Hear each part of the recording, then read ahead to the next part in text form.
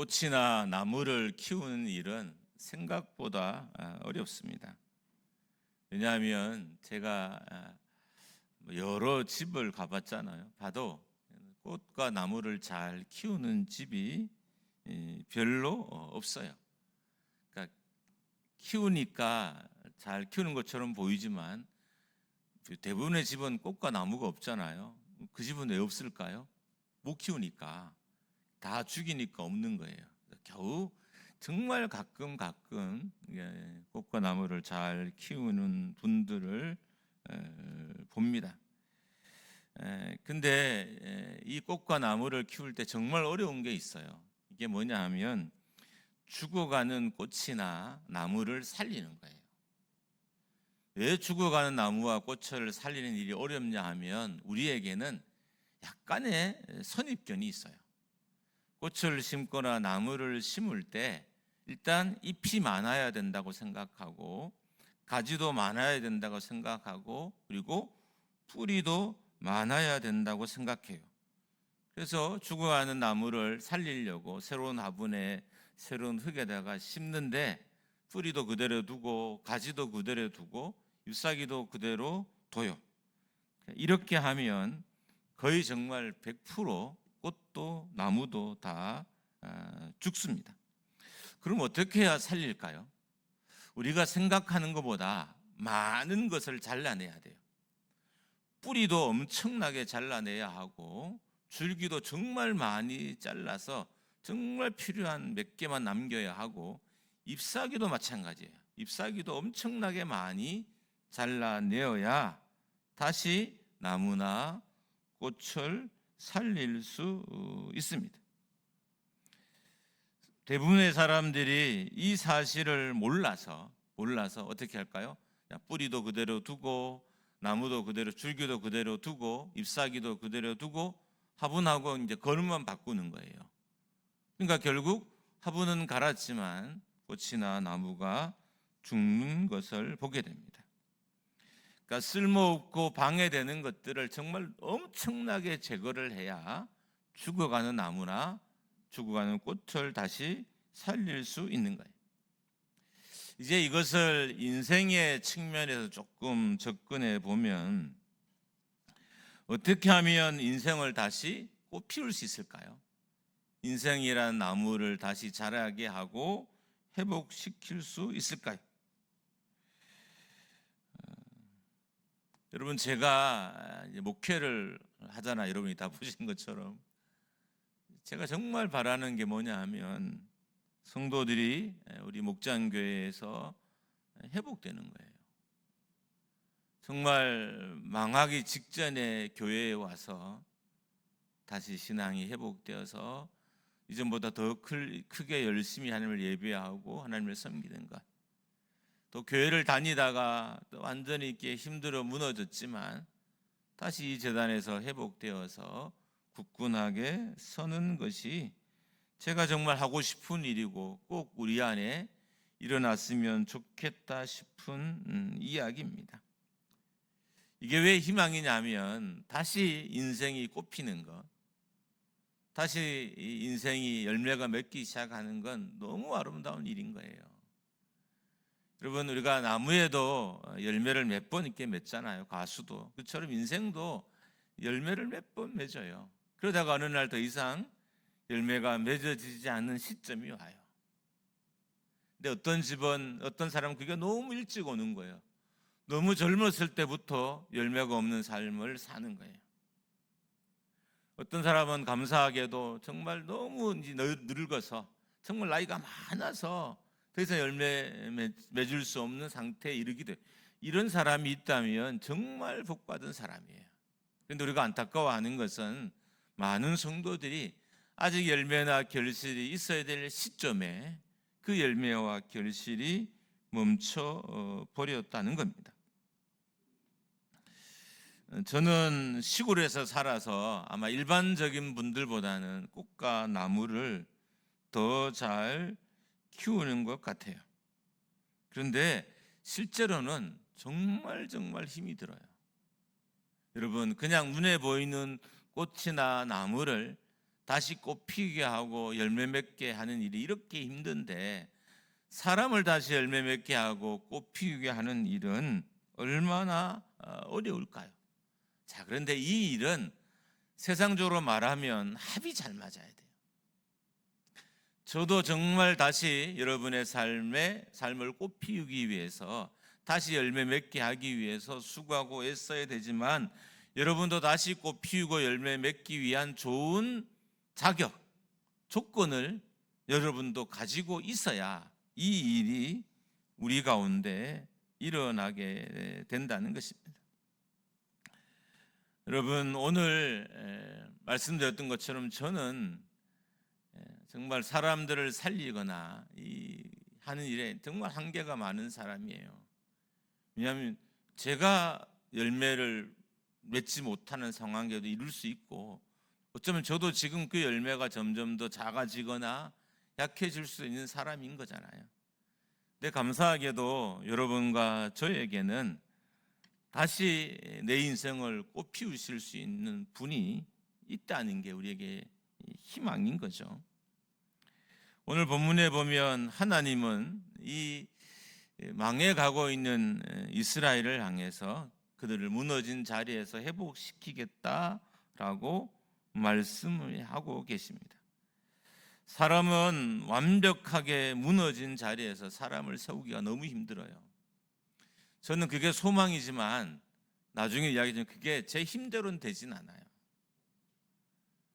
저와 여러분이 조건이 잘 맞고 하나님이 저와 여러분을 강하게 붙잡아 있어야 될 일이지, 제가 개인적으로 조금 유능하고 뛰어나다고 해서 결코 성도들을 다시 열매 맺거나 꽃 피우게 하기는 어려운 것입니다. 그러면 나를 잘 아는 부모는 다시 나를 무너진 자리에서 일으켜 세울 수 있을까요? 불가능합니다.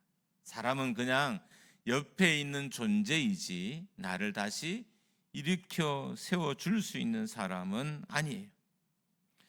그런데 우리에게는 폐허가 된 곳에서, 무너진 곳에서 일으켜 주시는 하나님이 계시다는 거예요. 여러분, 인간의 회복은 오직 만드시니 우리를 창조하신 창조주에게서만 날 수 있어요. 그러니까 여러분과 제가 어떤 인생의 회복을 바라고 소망한다면 그 회복은 나를 만드신 하나님으로부터만 날 수 있다는 거예요.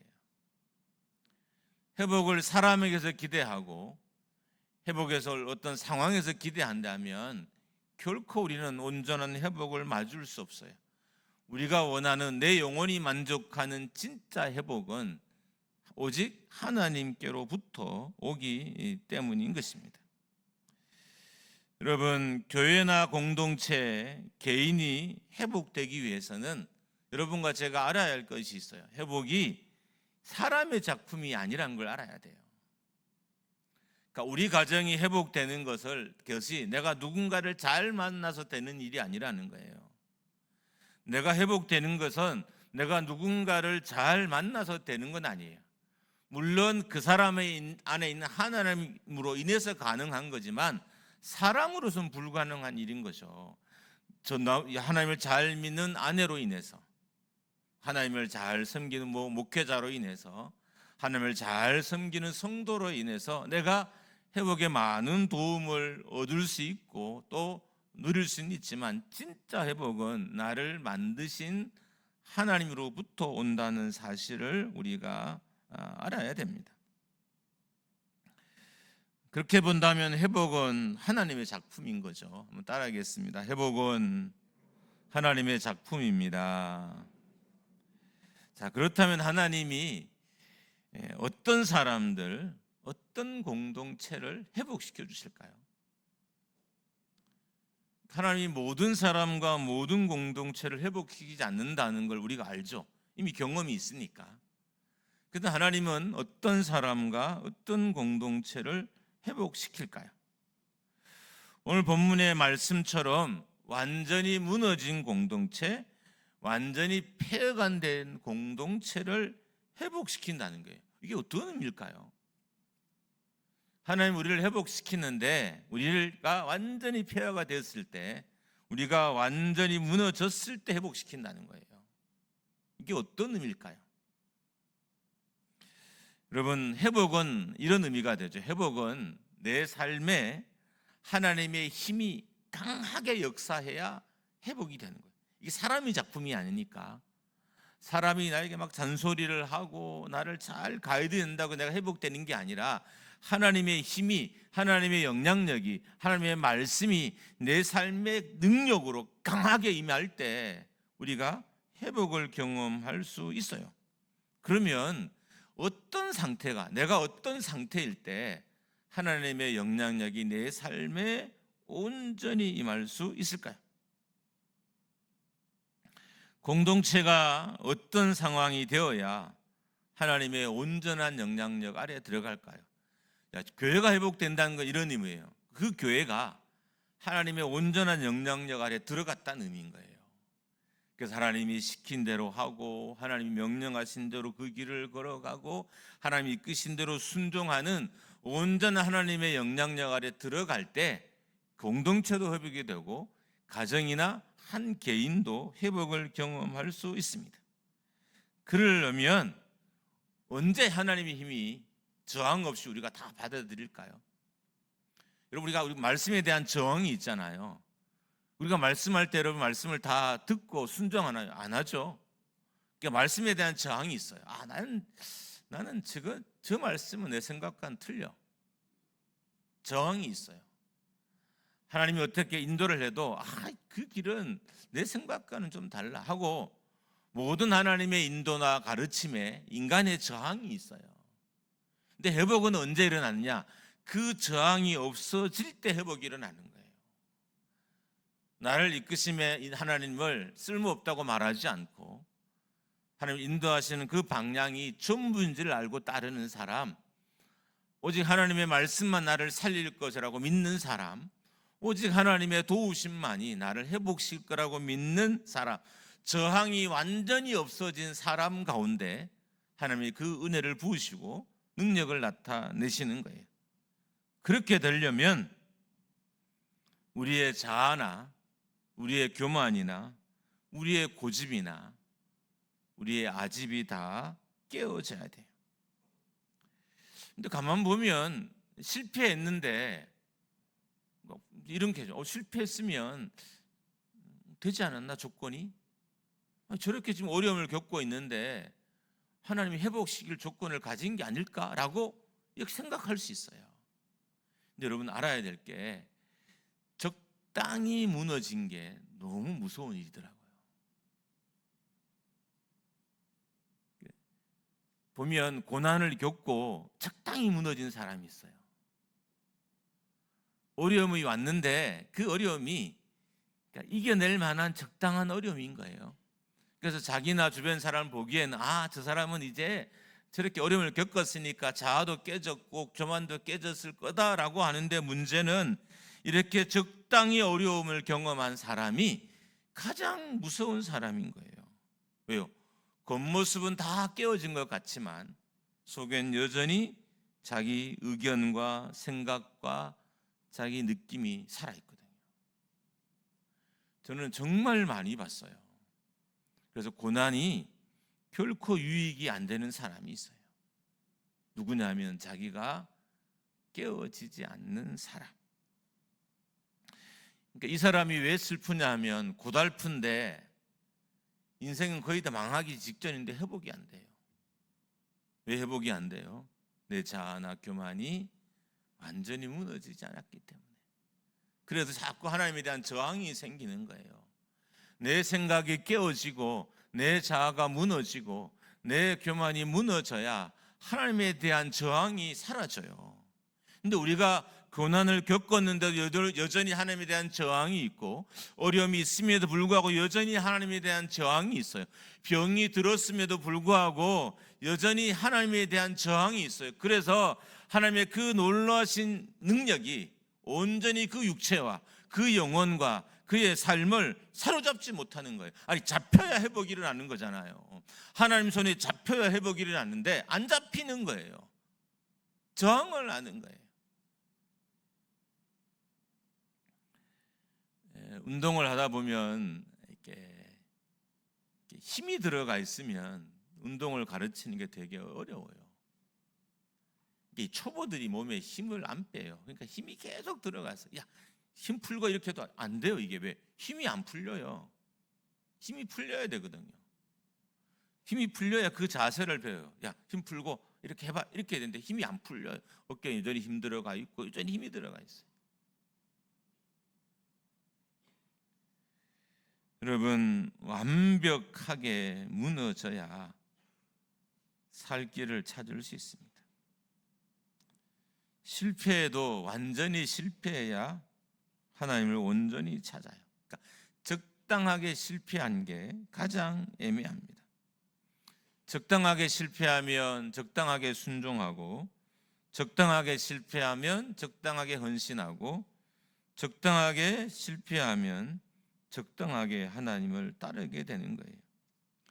여러분, 그러면 이 말이 되게 무서운 말이죠. 지금 고난 중에 있는 사람들에게 이 말은 너무 무섭고 힘든 말이에요. 그런데 실패한 사람 입장, 고난 중에 있는 사람의 입장에서 보면 완벽한 실패는 고통스러운 일이에요.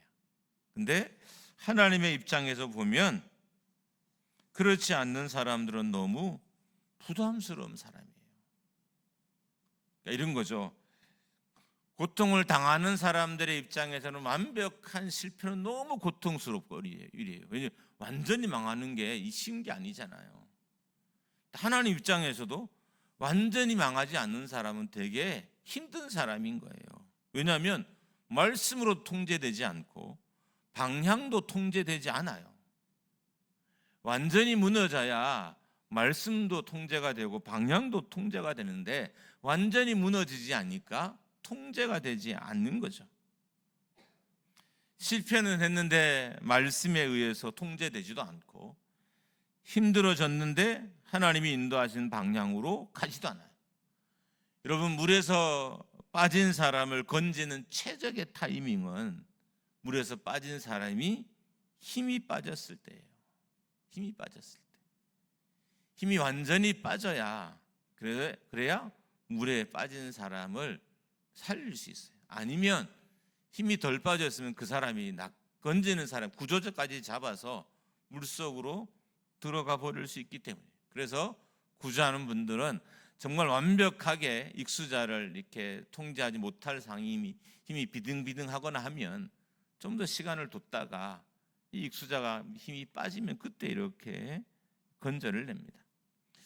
회사를 운영하는 입장에서는 공장을 살릴 수 있는 최적의 타이밍이 사장이 힘이 빠졌을 때예요. 여러분, 힘이 빠지지 않으면 소비자에게 진심으로 다가가지도 않고 거래하는 사람들과도 진심으로 다가갈 수 없어요. 여러분, 변하지 않는 나에게 누가 재투자를 해줄까요? 완벽히 망하고 완벽히 변화된 사람 가운데 사람들은 다시 재투자를 합니다. 그러니까 진짜 변화는 내가 완전히 무너졌을 때 시작된다는 거죠. 목회자도 적당히 고난하는 것이 정말 애매해요.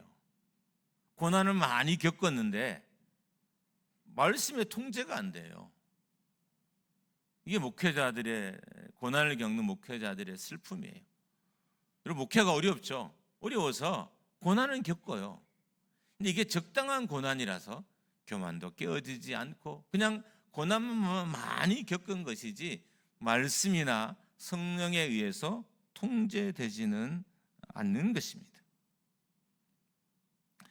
지금 나의 상태로 어떤 변화가 시작되지 않았다면 두 가지의 의미예요. 첫 번째로는 내가 아직 충분히 깨어지지 않았다는 의미이거나, 두 번째로는 아직 하나님의 때가 아니거나. 그러니까 지금 나의 상태가 되게 힘이 든데 어떤 변화가 없어요. 힘만 들지 변화가 없어요. 이 상태를 해석하는 두 가지 방법인데, 하나는 아직 내가 충분히 깨어지지 않았다는 것이고, 두 번째로는 아직 하나님의 때가 아니라는 것입니다. 사람들은 자기에게 후한 점수를 줘서 이렇게 생각해요. 나는 이미 목회자로서 충분히 고생을 많이 했어 라고 생각해요. 성도도 마찬가지예요. 나는 이미 충분히 고생을 했어 라고 생각한다는 거예요. 그런데 하나님 입장에서 보면 아닌 거죠. 저는 충분히 고생했다고 생각하고 하나님, 지금이 하나님이 나를 도우실 때입니다 라고 막 기도하는데 하나님 보시기엔 제가 전혀 아닌 거예요. 그냥 고난만 겪었을 것이지 아직 하나님의 사람으로 준비된 흔적이 없어요. 쓸 수 없는 거죠. 사람은 보기에는 우리 목사님 훌륭하다, 저렇게 훌륭하신 분 될 수 있도록 고난을 저렇게 많이 했는데 왜 하나님이 안 쓸까? 적당히 고난을 겪은 거예요. 제가 말씀을 준비하면서도 제 스스로가 되게 고통스럽더라고요. 왜냐하면 저도 정말 이제 저희 세대가 고난을 많이 겪은 세대인 거죠. 진짜 돈 없이 서울의 상경에서 대학을 다니고 낮 밤으로 알바를 해야 대학을 다녀야 될 시대를 살았으니까 저희 때는 고등학교 졸업하면 30%도 대학을 안 갔어요. 정말 대학을 가는 숫자가 적을 시대였는데, 그러니까 저는 제 기준에 보면 저는 충분히 고생을 한 사람인 거예요. 굶어도 보고 돈이 없어서 걸어서 다녀보기도 하고, 집이 없어서 형들이나 집에 자기도 하고 강당에 자기도 하고 온갖 기도실에 자기도 온갖 다 잡았거든요. 근데 하나님 입장에서는 그 고난이 오히려 불편할 수도 있어요. 그러니까 고난을 겪었는데 그런 목회적인 소양은 충분히 갖췄을 것 같은데 정작 하나님은 잘 쓰지를 않아요. 알고 봤더니 적당히 고난을 겪은 거죠. 자아가 깨어지지 않을 정도, 교만이 무너지지 않을 정도, 자기 아집이 무너지지 않을 정도의 고난만 겪은 거예요. 하나님 입장에서도 이런 목회자를 만나는 건 너무 괴로운 일이에요. 자기는 맨날 하나님이 때가 됐다고 기도하고 하나님 보기에는 전혀 아니라서 고통스럽고, 하나님 입장에서 보면 아직 덜 무너진 성도에게 돈이나 권력을 맡기는 건 힘든 일인 거예요. 성도들은 충분히 깨어졌다라고 생각해요. 근데 하나님 보기에는 전혀 아닌 거예요.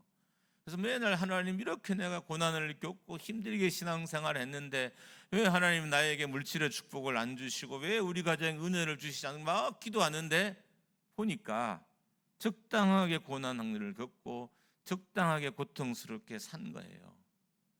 차라리 완전하게 무너지고 완전히 깨어졌다면 고집과 아집이 다 무너져서 하나님이 쓰시기에 너무 좋을 텐데 적당히 고난한 거예요. 가끔 제 주변에 적당한 고난을 겪고도 어떻게 이게 하나님의 축복인지 잘 연결시키는 없지만 물질의 복을 받거나 어떤 좋은 위치에 가는 분들이 있어요. 그런 분들 중에 누구도 끝까지 자기의 믿음을 지킨 사람은 잘 못 봤습니다. 어쩌면 여러분과 저는 내가 이 정도 고난을 겪었으면 난 이제 준비되지 않았을까라고 생각하고 있을지 몰라요. 하나님 입장에서 보면 고난만 겪었지 고집이 여전한 우리가 얼마나 답답할까요? 우리는 하나님, 이렇게 내가 남편 때문에 어려움을 겪었으면 충분하지 않나? 하나님, 내가 이렇게 긴 시간 질병과 싸웠는데 충분하지 않나요? 하나님, 내가 이렇게 교회를 위해서 어려움을 많이 겪었는데 하나님, 이제는 복 주셔도 되지 않나요? 라고 생각하지만 하나님 입장에서는 어떨까요? 여전히 고집도 아집도 깨어지지 않는 우리가 너무 답답하지 않을까요? 주잔이 잘못 쓸 게 뻔하고, 주잔이 자기 통장에 넣을 게 뻔하고, 주잔이 자기 마음대로 쓸 게 뻔한데 하나님이 그걸 어떻게 우리에게 주시겠어요? 그래서 진짜 회복은 완전히 무너지고 완전히 깨어진 자리에서 만들어집니다. 자, 그렇다면 하나님이, 여러분과 저의 창조주신 하나님이 우리가 자격이 되는지 안 되는지를 테스트 해보셨을까요? 저는 개인적으로 하나님이 작은 사건으로 이미 저를 여러분 테스트 했을 거라고 믿어요. 이런 거죠. 작은 사건을 통해서 저에게 회복을 줘봤어요. 이게 웬걸? 바로 교만해지고 바로 막 목이 곧아진 거죠. 그래서 하나님께서 더 큰 사건으로 내 안에 역사하지 않으신 거예요. 어쩌면 여러분과 저가 하나님의 작은 테스트에서 무너졌을 수도 있어요. 하나님, 내가 이렇게 어려움 겪어서 이제는 좀 우리 가정도 잘 되게 하시고, 하나님 우리 교회도 좀 잘 되게 하시고, 하나님 내 삶도 좀 막 이렇게 기도했어요. 이 기도를 드신 하나님께서 작은 사건으로 테스트를 해보셨을 거예요. 근데 아마 그때 여러분과 제가 실패하지 않았을까요? 어쩌면 오늘 예배도 여러분에게 회복을 주시는 작은 테스트일 수도 있어요. 저는 오늘 여러분이 이 말씀을 잘 깨달아서 회복의 테스트를 앞으로는 꼭 좀 통과하셨으면 좋겠어요. 할렐루야. 여러분이 근데 이 하나님이 큰 걸로 테스트하지 않아요. 작은 걸로 테스트해요. 작은 걸로. 회복을 주시려고 정말 작은 사건을 여러분과 저의 삶 앞에 갖다 놓고 테스트하는 거죠. 통과하면 더 큰 걸 주시려고 다 기다리시면서. 여러분, 적당히 깨어진 우리가 얼마나 교만해요. 적당히 무너진 우리가 얼마나 아집이 여전히 남아 있어요. 이런 하나님이 우리를 기뻐하지 아니하시고 테스트에 실패한 우리를 향해서 기도의 응답을 멈추셨을지도 모릅니다. 그렇다면 우리가 어떻게 완전히 무너졌고 깨어졌다는 걸 알 수 있을까요? 그것은 내가 하나님의 뜻과 하나님의 말씀과 내가 하나님의 성령으로 살아가면 내가 완전히 무너졌다는 것을 의미할 거예요. 여러분, 말씀이 인도하는 대로 하루를 걸어가면, 자, 오늘 말씀을 들었어요. 힘들지만 그 말씀대로 하루를 일주일을 살려고 애쓰면 여러분은 완전히 무너진 사람이에요. 그때 은혜가 오는 거예요. 말씀에 저항을 하고 말씀을 거스리면 하나님의 테스트에서 우리가 실패한 겁니다. 제가 가장이잖아요. 가장 입장에서 남자분들은 기분 나쁘게 듣지 마세요. 일단 저도 가장이니까. 여러분, 제가 적당히 실패해서 하나님께 쓰임 받지 못하는 게 제 아내나 아이들에게는 얼마나 힘든 일일까요? 그게 아이들의 귀에 다 들리지 않을까요? 야, 우리 목사님 있잖아. 다 안 들릴까요? 우리 아들이 그 소리를 안 듣고 있고 우리 딸이 안 듣고 있을까요? 적당히 무너진 목회자는 어떻게 보면 가족을 괴롭히는 사람인 거예요. 근데 우리가 목회를 하고 있음에도 불구하고 무너지지 않는 목회자들이 너무 많습니다. 목회자만 그런 것이 아니라 성도도 마찬가지예요. 완전히 무너지고 완전히 실패한 자리에 가지 않는 여러분들은 어떻게 보면 가족들을 괴롭히는 자가 될 수 있어요. 집안의 가장만 완전히 무너지고 하나님께 두 손 두 발 다 들어버렸으면 끝났을 문제인데 평생 이 손을 못 드는 거예요. 평생. 옆에서 아내가 들어주려고 이 손을 올리고 옆에서 아들이 손을 잡고 막 올리고 아버지 이제 진짜 하나님 의지하세요. 막 이렇게 해도 안 되는 거예요. 남편만 그럴까요? 아내도 마찬가지죠. 남편이 아내의 손을 잡고 여보 딸이 엄마 손 잡고 엄마 이렇게 해도 모르는 거예요. 그럼 어떻게 보면 우리는 내 주변의 사람들을 가장 괴롭히는 사람일 수 있습니다. 내가 하나님의 손에 붙잡히지 않을 때. 여러분, 옆에 교회 목사님들이 여러분을 괴롭히나요? 여러분을 괴롭히는 건 저죠. 언제요? 제가 하나님의 손에 온전히 붙잡히지 않았을 때.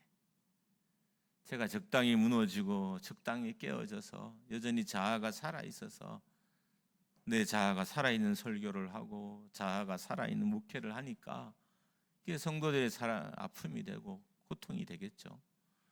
물론 뭐 성도들에게도 문제가 없는 건 아니에요, 여러분. 한번 따라하겠습니다. 무너진 자리에서 하나님을 경험할 수 있습니다. 할렐루야. 완전히 무너진 자리에서 하나님의 음성이 들립니다. 할렐루야. 제가 옛날 이야기 잠깐 했죠. 여기 와서 제가 아파서 허리 수술을 2번 하고 이렇게 누워 있었어요, 집에. 첫 번째 수술을 하고 너무 잘 돼서 제가 좀 과신을 해가지고 마치 수술 안 한 것처럼 막 사역하다가 바로 허리가 또 터져서 2번째 이제 수술을 하고 그때는 꽤 긴 시간 동안 이렇게 누워 있었어요. 목회를 어떻게 보면 계속 할 수 있을까에 고민도 좀 하고. 근데 신기하게 그때 제가 우리 교회에 와서 2번 하나님의 말씀이 들렸는데 제가 허리가 아파서 누웠을 때 한 번이고 또 한 번은 부목사님 때문에 약간 교회가 어려울 때가 있었어요. 교인들이 많이 떠나가기도 하고 화살이 저에게 막 향해 올 때가 있었어요. 그때 2번이더라고요. 진짜 말씀은 내가 무너진 자리에서 들리더라고요. 특별히 나를 향한 말씀이.